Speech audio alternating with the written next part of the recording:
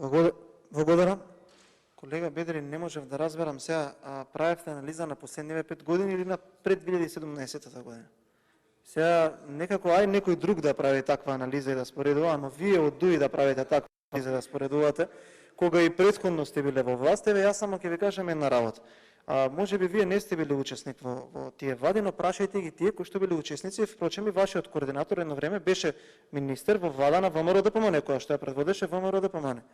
Така да прашајте го него како се работело тогаш, какви односот со земјоделците тогаш и како е сега, и доволно е да донесете да добиете информација кога земјоделците биле еве позадоволни. Од аспект на субвенциите, токму овие пратениците од СДСМ доаѓаат од партијата која што и ги успоруваше уште кога беа воведени субвенциите, така да безпредметно е за нешто да расправаме кога тие кои што се корисници на ова нешто сметаат, односно знаат кој бил за, кој бил.